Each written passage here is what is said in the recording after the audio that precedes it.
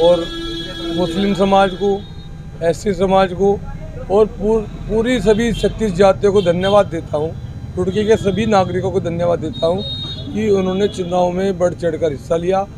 चाहे मत किसी को भी दिया, पर हमारा परिवार है रुड़की शहर और हम सभी का धन्यवाद करते हैं। और वार्ता इसलिए करिए, कल जो घटना हुई उससे काफ़ी दुख हुआ, रात भर नींद भी नहीं आ पाई। और जो तांडव देखा बीजेपी का, अपने आप को जीतने के लिए कभी भी इस तरीके का प्रयोग दल बल का नहीं करना चाहिए था। और वैसे उदाहरण बन जाते हैं कि हम लोकतंत्र को बचा रहे हैं और उन्होंने खुलेआम लोकतंत्र की हत्या की है। चुनाव आयोग की भूमिका कितना चल सकता है, मैं सड़क पे भी उतरूंगा और पैदल भी चलूंगा, काफिला बने या न बने। संजीव वर्मा ये लड़ाई आखिरी दम तक, इनके मतों का अधिकार के लिए आखिरी दम तक लड़ेगा। अधिकारी मौके पर पहुंचे थे, क्या निष्कर्ष निकला बाद में? अधिकारी भी कठपुतली थे, क्या करते, कोई एसडीएम पे छोड़ रहा था, एसडीएम औरों पे छोड़ रहा था। उसने कह दिया कि वो तो अंदर से चला गया जो वहाँ चुनाव करवा रहा था। सब एक दूसरे का बहाना भर रहे थे, जबकि मैंने 2 बजे एसडीएम महोदय को फ़ोन कर रखा, मेरे फ़ोन पे रिकॉर्डिंग भी है। मैं कहा 9 बजे के आदमी की वोट नहीं डली, लेट जानबूझ के डिले करा जा रहा है। नहीं, भाजपा पूरी पार्टी का हाथ है। और उन्होंने ये नहीं सोचा वे तो देहरादून दिल्ली चले जाएंगे, हमें लोकल में रहना है। उन्होंने ये नहीं सोचा कि इस पब्लिक में आपस में नहीं बंटवारा करना चाहिए, हमें यही रहना है, सबको एक दूसरे की जरूरत भी है। हमें मंशा क्या है इसके पीछे? मनता कुछ भी नहीं है, अपना आदमी चाहिए, पैसे खाने, भ्रष्टाचार जुगा तो चलना। इन्हें डर है कि ये भ्रष्टाचार खत्म ना हो जाए, डरता है, डर के वजह से हो रहा। अगला स्टेप क्या रहेगा? अगला स्टेप निकालने में तो जाया जाएगा, सड़क पे भी उतरूंगा। देखता हूँ कि बीजेपी है या संजीव वर्मा, अकेला वर्मा ही बहुत है ना। प्रेयर क्या है अभी दोबारा? प्रेयर है, रुड़की की जनता को विश्वास दिलाता हूँ कि संजीव वर्मा जब तक जिंदा है आपके हर अधिकार के लिए लड़ेगा भी, और मौत आती होगी तो उससे भी पीछे नहीं हटेगा। नहीं रहूँगा, वहाँ दिखाऊंगा इन्हें। और कल को इन्होंने कोई गड़बड़ करी तो पूरी वकीलों की टीम को अपने वो बना रखे हैं और पूरे उत्तराखंड के वकीलों से कर रहा हूँ। और वो टूर्नामेंट जो अधूरा रह गया 8 तारीख से वो स्टार्ट होना है। या तो वे मेरे पे कफन डालने आएंगे या निष्पक्ष वोटिंग होगी, गिनती होगी। मैं उन सबको फिर दोबारा से प्रार्थना कर रहा हूँ वकीलों से कि यदि मुझे कुछ हुआ और इन्होंने बेईमान न करा तो मैं 100% जनता के लिए लड़ूंगा। और मुझे कुछ हुआ तो मेरे पे कफन डालना आ जाएगा। टूर्नामेंट तो मैं फिर भी पूरा करवा दूंगा मरते मरते। अन्य कैंडिडेट भी कल आपके साथ थे, क्या वो भी आपके साथ आएंगे? भाई मेरे किसी से कोई लड़ाई नहीं है, मैंने पहले ही कहा था सब मेरे भाई हैं। तो भाई हैं, बड़ा भाई होने के नाते मैं उनकी साथ खड़ा हूँ।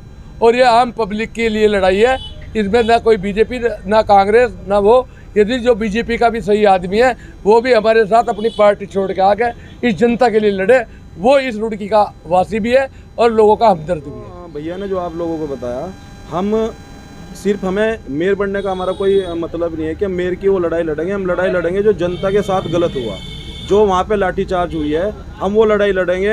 एक आम जनता को जिसको वोट डालने का अधिकार है वो उनसे छीनने की ये कोशिश कर रहे हैं। हमें वो लड़ाई सबको मिलकर लड़नी पड़ेगी। और इसमें चाहे वो अभी भैया ने जो बताया, बीजेपी का भी कोई एक ऐसा नेता होगा जो जिसको लगता होगा कि हाँ ये गलत हुआ, तो वो भी हमारे साथ आ सकता है। राणा जी से भी हमारी बात हुई है, गुप्ता जी से भी बात हुई है। तो ये मिलके हमें सबको लड़ाई लड़नी पड़ेगी। हार जीत जिसकी भी हो उससे हमारा कोई मतलब नहीं है, पर ये जनता के साथ गलत हुआ तो इसमें मिलके ही हमें लड़ाई लड़नी पड़ेगी सबको। 2 बजे तक चला? नहीं, वो तो पहले से सिस्टम डिस्टर्ब था इनका, वो क्यों स्लो किया हुआ था।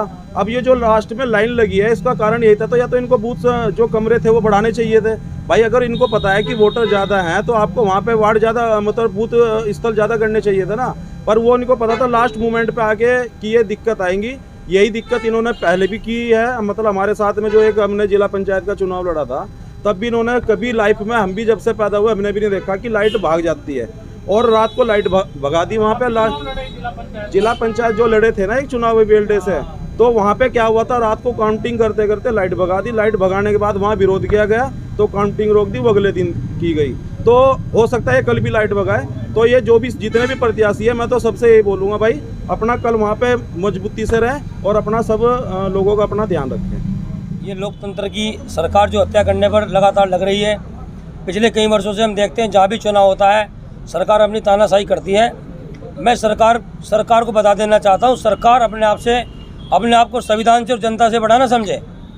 और सरकार तो है ही है, मैं सरकार में जो बैठे, लोकतंत्र में जो बैठे हैं पदाधिकारी हैं, जो सरकारी कर्मचारी हैं, मैंने बता देना चाहता हूँ सरकार बदलेगी।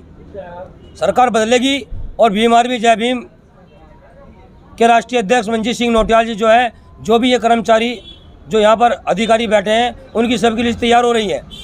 जैसे ही सरकार बदलेगी उनसे भी जवाब लिया जाएगा। और मैं कहना चाहता हूँ, कई कर्मचारियों ने मुझे कहा है कि हम जब तक रिटायर हो जाएंगे। मैं उन्हें बता देना चाहता हूँ, फाइलें रिटायरमेंट के बाद भी खुलती हैं। आपने देखा होगा, बहन जी का शासन देखा होगा, बहुजन समाज पार्टी का शासन में देखा होगा, इतना स्ट्रिक्ट रहा, लेकिन ये सब कुछ नोट हो रहा है। ये जो लोग सरकार की गोद में बैठे हैं, सरकारी कर्मचारी, वो कान खोल कर सुन ले। अगर आप चाहे तो सही चुनाव हो सकता है, सही निर्णय लिया जा सकता है, लेकिन जनता से बड़ा अपने आप को ना समझे और बाबा साहब की फ़ोटो पर माला और संविधान के अधिकारों पर ताला, ये हम चलने नहीं देंगे। जल्दी अगर ये कल सही रिजल्ट नहीं देते हैं ये सरकार, तो जो है इसके बाद जन आंदोलन होगा। और मैं बता देना चाहता हूँ कि हरिद्वार के अंदर एक भी सीट, मैं दलितों की बात करता हूँ, दलितों पर भी थोड़ा प्रकाश डालना चाहता हूँ, एक भी सीट ऐसी नहीं है यहाँ जिला हरिद्वार के अंदर। इसके लिए भी जन आंदोलन बड़ी जल्दी हम स्टार्ट करेंगे और सरकार इस बात का जल्दी खामियाजा भुगतने को तैयार है। और इस बार जल्दी हम जो है सरकार का यहाँ से सुपड़ा साफ करने का काम करेंगे।